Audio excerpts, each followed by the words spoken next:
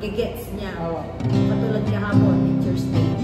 Ang panante, pag binigay sa akin, thank you. Siya din, thank you. Magandang araw po sa inyong lahat mga amigo. Nandito po tayo at syempre kailangan po ayan po, kasama po natin si Teacher Sharon. At siya po yung teacher ni Bibia. Siya po yung advisor. So ang tinuturo niyo po mga Sharon ay Filipino. Diyos ko po, Filipino po tinuturo. Kaya nga tingnan natin kung ano po sasabihin. Ayun po. Ang gagawin ko na lang po Ma'am Sharon, sige po, i-explain nyo na lang po sa akin lahat. Tapos pagkayari po, after po ng ma-explain nyo, kahit po na wala ng video, tsaka na lang po i-explain sa kanya. Mas maganda po. Ayun. Ayun po, si Luis Javier ay for Abraham. Ayun po. Una ko munang ibibigay sa inyo yung kanyang card. Mamaya natin i-review yung card ni Bibian. Ang gusto ko lang po natin malaman kung ano po yung, kumusta po siya sa klase, kung ano po yung masasabi ni Ma'am Sharon, at kung ano po yung development, o ano yung dapat gawin, o lahat po. Mamaya na po natin tingnan po. Opo. Hindi, pwede kasama po kasi siya sa i-discuss natin, si card po. Ayan po. Ito po yung mga marka po ni... Sabihin ko na agad Luis Javier. Ayan. Kung titingnan po natin sa Filipino po ang pinakamababa niya. Opo. Pero dito po naman sa English, ito po ang pinaka-highest niya mathematics. Favorite niya siguro yung math. Ayan po. Tapos sa science, AP, EPP, and MAPE. Wala pa po tayong marka sa GMRC to follow po ito. Saka yung robotics, wala pa? Opo, wala pa. Ito pa lang po. Ayan. Dahil siguro ito namang sa Filipino ay given na hindi naman din talaga pa siya mahusay sa pagsasalita na to at saka pag-unawa. Kaya ito po yung grading niya. Hopefully sa mga susunod na grading natin ay mapataas natin ito. Opo, yun po bang grade sa Filipino, whole day po ba yun, half day lang? Whole day, half day. Dito. Oy, first period. Kasi Ma'am Sharon, kapag ito, nag-whole day ito, sigurado pasakado yan. First period yan. Okay siya po, teacher po dito. Joke lang po. Simulan natin kay Luis Javier sa morning, early in the morning. Ano po? Si Luis Javier siguro mas panatag siya na kasama niya pag si Amir. Si Amir. Kaya pag pumapasok ako dito, nandun siya. Ayun, pinapatawag ko pa siya every day. Para makasama siya sa pag-start naman na yon. Kaya pag nag-start, andito din siya. Si Amir po dito ay friendly. Friendly si Amir. Si Bibian. Si Amir ang friend. Ay, hindi. Sino ba to? Si Luis Javier. Ay, Bibian ba siya? Bibian. Bibian Luis Javier. Siya ay friendly dito. Kasi kahit yung mga kasamahan niya dito sa likod. Nakakausap niya. Kasi nung una, tinuturuan pa niya nung salita niya Yun. Yung mga kasamahan niya dito. At saka yung student teacher namin ngayon. Kasi lalaki. Yung nagbabantay sa kanila. Ayun. Hindi na siya ngayon laging umaalis kapag snack time kasi kasama niya nag-snack time. Dati ko ba umaalis? Oo, pag pupunta kila Amir. Ngayon, ito ang kasama niya nag-snack time yung student teacher. Yun. Kaya siya ay palakaibigan naman talaga. At madali din siyang makaunawa. Sa subject ko naman kasi Filipino, kaya kung minsan, hindi man kami nagkakaintindihan. Ganon. May sense of humor si si Luis Javier. Dahil kung minsan kahit na action, tuturo mo, ganon, saglit lang, ano naman siya, na gigets niya. Katulad kahapon, Teacher's Day. Ang panande, pag may nagbibigay sa akin, thank you. Siya din, thank you.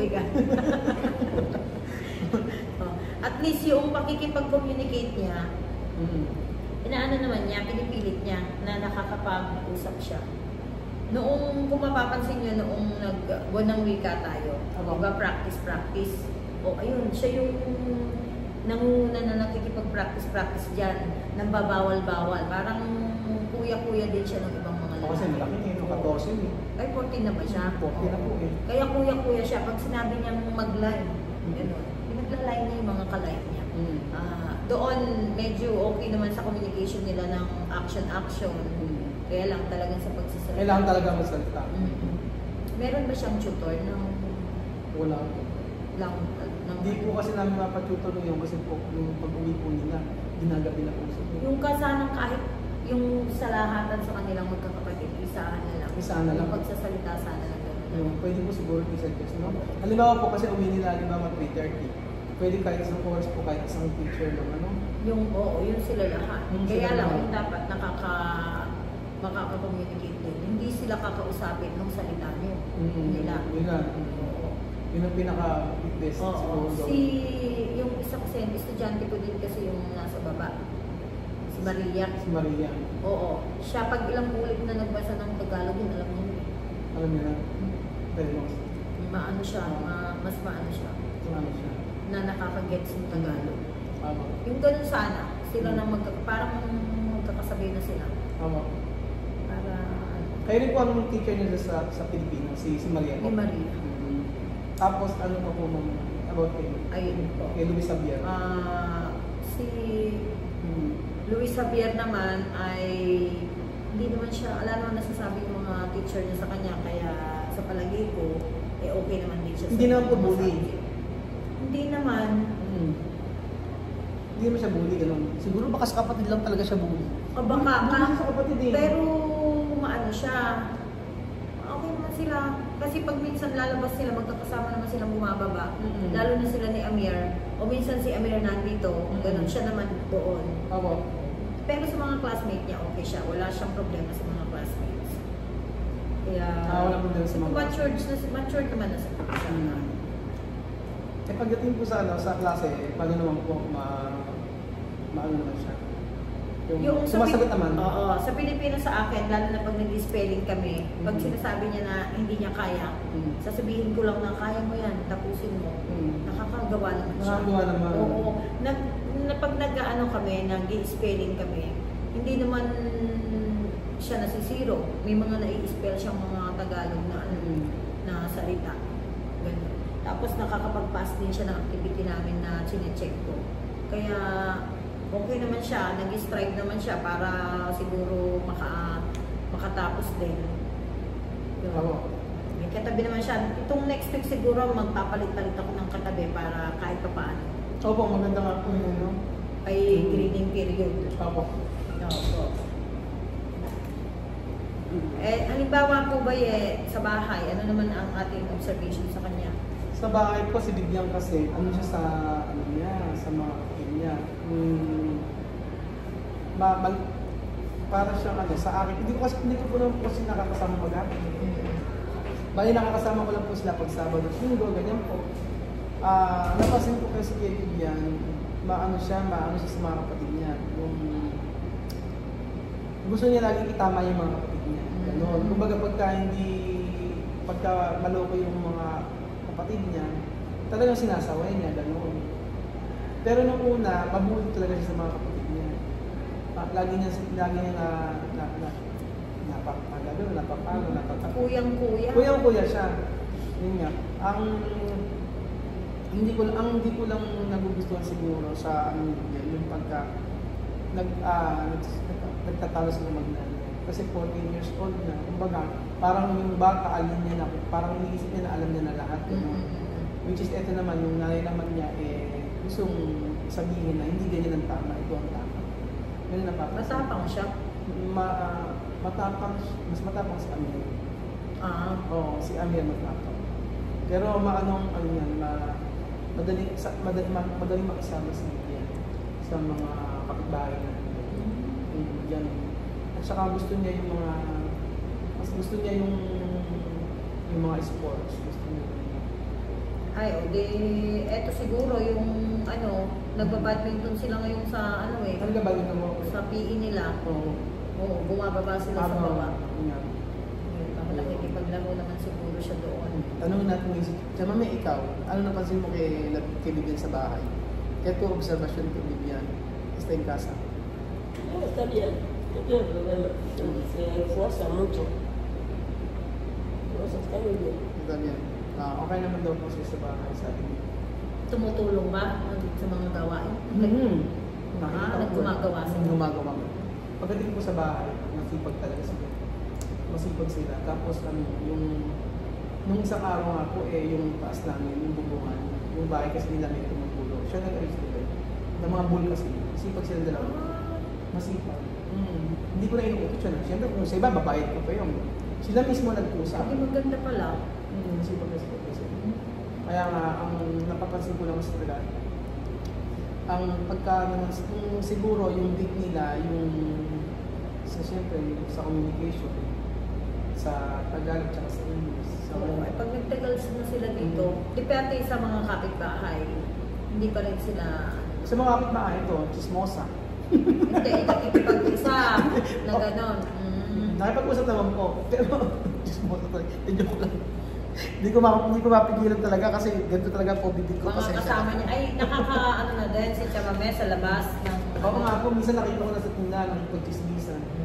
Buti, Pero okay naman po yun para sa kanya, para matuto siya. Tsaka makilala din sila doon sa neighbor na. Ano nga po? Yan, nagbibigyan ng ulam. Sarap ba magluto si Chamame? Antayin niyo po yung bibigay namin sa inyo. May meron po siya binila na para po sa teachers sa inyo. Ayun, ang sa recommendation siguro natin, yun nga yung sa tutorial, kung may makukuha na sa ano lang naman. May oras naman po, like sa oras na siguro. Oo. Doon ba sa may bahay nila, meron silang oras na magkakapatid na nag-aaral? Hindi talagang oras talaga? Wala po kasi wala na silang oras. Pag uwi nila ng bahay, gabi na. Kadalasan po, sa traffic? Traffic. Minsan na uwi sila alas 7, alas 8, may gano'n. Naawa ako minsan kaya nga po, kung sabi ko nga po, kung talagang malapit ang yung bahay namin dito, maganda. Kaya lang sobrang layo. Wala naman po ibang school, ito lang talaga. At saka nakita ko kasi sa mga teacher dito talagang mapursige sa mga iba nga po teacher dito. Sa atin po sana isa sana sa magiging recommendation ko kahit magkaroon silang magkakapatid ng 10 to 15 minutes na reading every day sa 10 to 15 minutes reading sa Tagalog, sa Pilipino at sa English. Yun sa Pilipino, kung pwedeng ako ang magbibigay ng babasahin nila kasi marami namang babasahin dun sa book na pwede nilang basahin. 10 to 15 minutes lang. Sige, gano'n na lang po siguro. Kasi pag yung araw-araw na nagbabasa, araw-araw. Oo. Siguro kung sa kanilang 2, 3, 4, pwede ako magbigay ng mga salita. Mga salita muna ang babasahin nila. Magsimula tayo sa gano'n. Sige, gano'n na lang. Meron ba silang laptop or computer? Sa ngayon po wala, pero meron po mag-sponsor. Na po pwedeng, pag gano'n, meron naman tayong mga nag-download na nagsasalita, gagayahin lang nila. Sa cellphone po? Oo, yun po pwede. Kukuha ako ng link, send ko para kahit pa paano, ulit-ulitin lang nilang sabihin din yun. Kahit na pa mga pang grade 1, yun. At least para maasa talaga. Kasi yun, nagsasalita yung teacher doon, uulitin nila. Malalaman nila kung paano talaga yung pagbasa noon. Sige po. Oo. Pero mahusay din naman kasi sila dahil parang pareho tayo nung ibang mga spelling. Pag nagpapa-spelling ako, nakaka-spelling kasi sila ng mga salita. Kaya madali na lang siguro nila matututunan sa pagsasalita. Kung may naririnig sila everyday na gano'n. Kailangan lang talaga nila sabihin talaga. Yung teacher doon, sasabihin niya talaga, baka, ang gagawin kasi si teacher doon. Hanggang sa papataas naman yung level. Kaya maano sila. Sige, magtulungan tayo doon sa may nila sa pagbasa nila sa Pilipino. Sige po, lahat po sila yan. Mahaba na yung 15, basta maano lang nila na yun. Pati sa araw-araw, sige po, sasabihin ko po sa iyo, kasi may nagtuturo naman sa bata ko, tsaka si Jose. Yung mga nasa Tapos po, ito na po yung grades nila. Magpapapirma lang po ako dito sa may first reading. So ayan po mga amigo, ang grades po ni Vivian ay ni Luis Xavier. So 84 po siya sa physical education at sa health. Sa music and art 82, sa MAPE 83, sa edukasyon, pantahan at pangkabuhayan 80. Kasama na yung computer doon 82, aralin panlipunan 83, sa science 80, sa mathematics ay 87 at English 82. So, sa Pilipino na talaga, 79 po mga amigo. So, para sa akin ay okay naman. Ito, para sa kanila na isang Spanish language sila, tapos first grading pa lang naman. Kaya, para sa akin, okay naman. Chamame, no? Ito yung ano. Explain ko lang kay Chamame lahat. Approved naman, o kung pasado naman sila lahat. Yung sa Pilipino, kailangan talaga, yun lang talagang aralin mabuti. Talagang pagtuunan ng pansin. Pero sabi nga ni Ma'am Sharon, kailangan daw 15 minutes reading daw sa araw-araw nila. Bago sa bahay siguro. Sa bahay. Ganun po.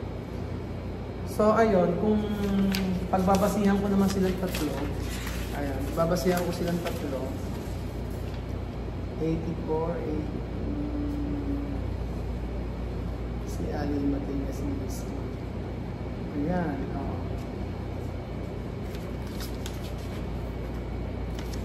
okay naman sila lahat. Sa Pilipino lang talaga sila nag-istaan. Pero mas mataas sa Pilipino si si Vivian. Kasi si Misma tsaka si Luis Xavier, si Misma tsaka si Amir 75, 76, 79 siya. Sayang isa na lang. Dapat pala paano kaya naging 80 dapat siguro dapat nangopya konti. Nangopya ng isang point. joke lang. Hey, Ma'am Sharon, maraming salamat po sa iyong pong about sinabi kay Luis Xavier. At isa lang po natin kung ano talaga yung kalagayan nila dito sa school. Kasi hindi namin nakakasama, di ba? Kasama na namin, kagaya ngayon. Ngayon po, sa pag-uwi na sa bahay, 2 oras lang, yun lang. The whole day, dito sila. Yun, o Chamame, i-explicar todo, ha? Yun po mga amigo, i-explain ko na po sa kanya kay Chamame lahat po ng mga sinabi ni Ma'am. Kahit po pwede decir, para todo me es rápido. Solo digo gracias por el esfuerzo que ellos hacen, de verdad, de cada día, todos los días. Esa energía, ese esfuerzo que hacen por mis hijos, de verdad. Cambiar de otro idioma al otro, ese esfuerzo estoy que en pocos días así mi niña comprende muchas cosas en casa y ya lo veo. Les doy muchísimas gracias, de verdad. Ay, Ma'am Sharon, maraming salamat po sa pagtutulong niyo kasi hindi po daw biro yung ginagawa niyo pagtutulong sa mga anak niya. Siyempre, yung pag-a-adjust nyo, malaking pag-a-adjust nyo kasi kailangan pa rin kahit paano yung sa Spanish, meron din po kayong alam, di ba? Yung talagang magre-research. Kaya sabi niya, maraming salamat po sa tulong niyo sa mga anak niyo. Yun po.